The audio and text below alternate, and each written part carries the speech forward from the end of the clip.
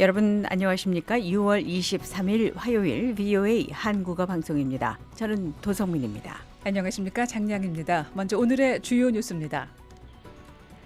미국과 이란의 종전 합의 이후 첫 기술 협상이 스위스에서 열렸습니다.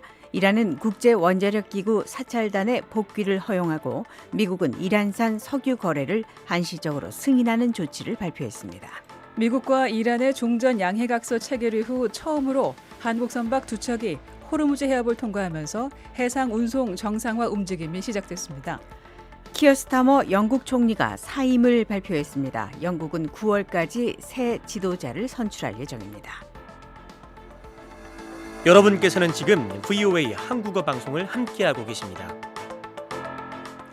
이 시간에는 먼저 오늘의 뉴스 들으시고 미국과 이란의 종전을 위한 평화합의 양해각서 체결과 기술 협상 진행에 있어서 중요한 축으로 역할을 한 미국의 군사력을 디브리핑 순서에서 정리해 보겠습니다. 뉴스에 이르덮는 익스플레이너 2년제 대학 커뮤니티 칼레지 살펴보겠습니다. 네, FIFA 북중미 월드컵 오늘 특집 순서에서는 월드컵 축구대회 이모저모 들어보시죠. 미국 독립 250주년 기념해서 준비한 아메리카 250, 오늘은 건국 250주년 기념행사를 총괄하는 프리덤 250의 최고 경영자 키스 크리크와의 인터뷰 준비했습니다. 이어지는 전문가 인터뷰 순서에서는 미국과 이란의 평화 합의에 관한 전문가 분석으로 아태 전략센터 데이비드 맥스웰 대표와 인터뷰 준비되어 있습니다. 한국 사회의 주요 뉴스 살펴보는 한국은 지금 미국 국내 뉴스와 이모저모 알아보는 구석구석 USA, 오늘 실리콘밸리 소개합니다. 오늘의 탑 뉴스입니다. 제이디 벤스 미국 부통령은 이란 지도부가 국제 원자력 기구 IAEA 사찰단을 이란으로 다시 초청하는 데 합의했다고 밝혔습니다. 이와 함께 미국 재무부는 스위스에서 열린 미국과 이란 양측 간의 기술 회담 이후 이란산 석유의 생산 및 판매를 승인했습니다.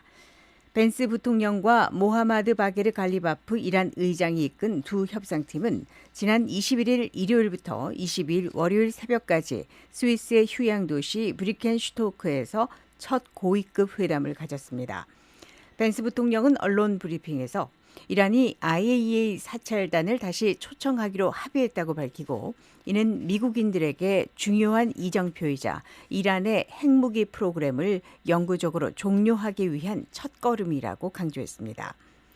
벤스 부통령은 또 사찰단이 언제 이란으로 초청될 것으로 예상하느냐는 질문에 최소한 이번 주 내에 진행될 것으로 예상하지만 사찰단 및 IAEA와의 일부 대화는 이르면 오늘 22일 발생할 수도 있다고 생각한다고 답했습니다.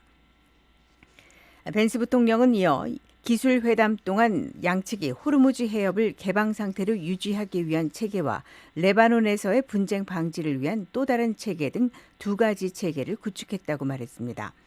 벤스 부통령은 우리는 적절한 조율 체계가 갖춰져 있는지 확인하고 싶었다면서 특히 헤즈볼라가 이스라엘을 공격하거나 이스라엘이 대응하는 경우 또는 지역 내 다른 갈등이 발생하는 등 분쟁이 벌어질 때 우리가 실제로 서로 대화의 총격을 멈추는 방법을 찾아낼 수 있도록 하기 위한 것이라고 밝혔습니다. 벤스 부통령은 또 합의된 네 번째 사항은 적절한 정치적 감독을 갖춘 기술 회담을 위한 구조를 설정하는 것이라고 말했습니다.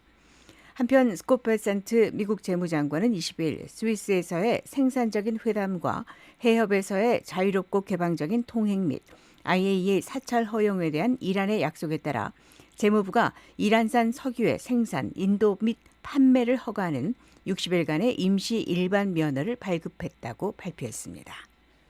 미국과 이란의 종전 양해각서 체결 이후 처음으로 한국 선박이 호르무즈 해협을 통과했습니다.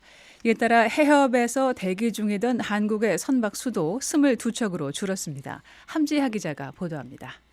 중동 사태로 대기 중이던 한국 선박 두 척이 호르무즈 해협을 빠져나왔습니다. 한국 언론들에 따르면 한국해양수산부는 22일 호르무즈 해협 내측에 대기 중이던 한국 선사 운용 선박 두 척이 해협을 통과해 정상 항해 중이라고 밝혔습니다. 미국과 이란이 종전 양해각서 MOU를 체결한 이후 한국 선박이 호르무즈 해협을 통과한 것은 이번이 처음이며 이에 따라 현재 해협 내 대기 중인 한국 선박은 22척으로 줄었습니다. 또 해협 내 한국인 선원은 모두 135명으로 이 중 한국 선박에 102명이, 제3국 선박에 33명이 탑승 중인 것으로 전해졌습니다. 해양수산부는 우리 선박의 안전한 통항이 이뤄질 수 있도록 해협 통항 관련 정보를 제공, 실시간 모니터링 등 안전 운항을 지원하고 있다고 밝혔습니다. 한편 한국 외교부는 호르무즈 해협에 남아있는 22척의 한국 선박의 안전한 통항을 위해 관련 노력을 계속하겠다는 입장을 밝혔습니다.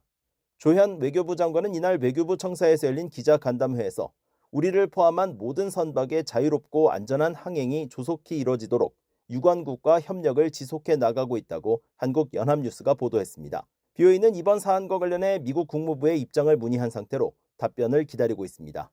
BOA 뉴스 함지아입니다. 여러분께서는 지금 VOA 한국어 방송을 함께하고 계십니다.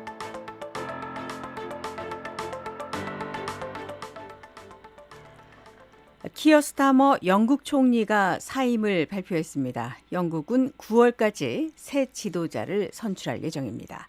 심현지 기자가 보도합니다. 키어 스타머 영국 총리가 22일 사임을 발표해 영국이 10년 사이에 7번째 지도자를 선출하는 무대를 마련했습니다.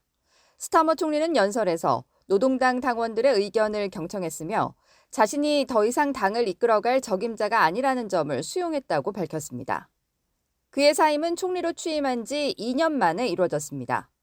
스타머 총리의 지지도는 공약으로 내걸었던 경제성장의 부재와 미국에서 성범죄 유죄 판결을 받은 제프리 앱스틴 관련 인물의 미국 주재 대사 임명 등으로 인해 하락했습니다. 도널드 트럼프 미국 대통령은 스타머 총리의 사임에 앞서 자신의 트루스 소셜 플랫폼을 통해 영국 지도자가 이민과 에너지라는 매우 중요한 두 가지 주제에서 심각하게 실패했다고 말했습니다.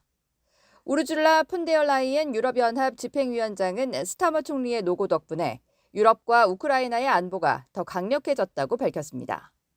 차기 영국 총리 선거를 위한 후보 등록은 오는 7월 9일까지 진행되며 후보가 여러 명일 경우 경선을 거쳐 9월까지는 새로운 지도자가 취임할 예정입니다.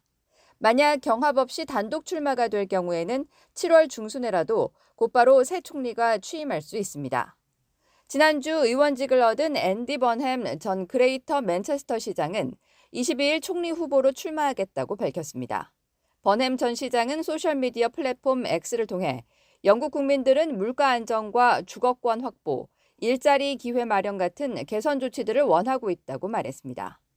잠재적 라이벌이었던 웨스 스트리팅 전 보건부 장관은 출마하지 않겠다고 밝혔습니다. VOA 뉴스 심현지입니다. 다음 소식입니다. 한국 국방부가 북한의 군사분계선 MDL 인근 철책과 장애물 설치 작업을 처음으로 명백한 정전협정 위반이라고 규정했습니다. 22일 한국 국방부 정례 브리핑에서는 정부가 왜 이 시점에 해당 활동을 정전협정 위반으로 규정했는지, 또 유엔 군사령부와 인식 차이가 있는 것 아니냐는 질문이 집중적으로 제기됐습니다. 이에 대해 정빈나 국방부 대변인은 북한의 군사분계선 일대 장애물 설치가 정전협정이 규정한 비무장지대의 완충지대 성격에 위배된다고 설명했습니다.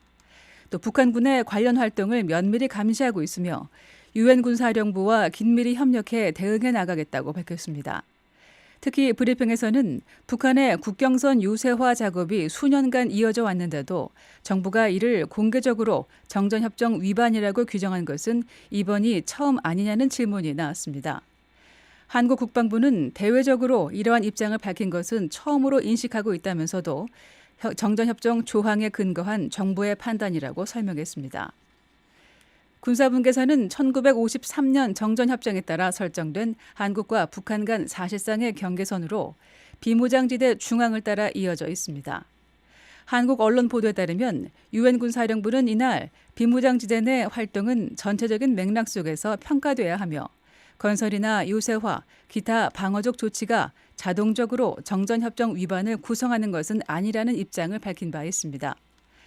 기자들은 이 같은 유엔사의 입장과 국방부 판단 사이에 차이가 있는 것이 아니냐고 질문했지만 국방부는 유엔사의 입장을 평가하는 것은 적절치 않다며 관련 사안에 대해 유엔 군사령부와 긴밀히 소통해 나가겠다는 입장을 거듭 밝혔습니다. VOA 한국어 방송과 뉴스 기사는 언제든지 인터넷 웹사이트 www.voakorea.com과 유튜브, 소셜미디어 X와 페이스북으로도 함께 하실 수 있습니다.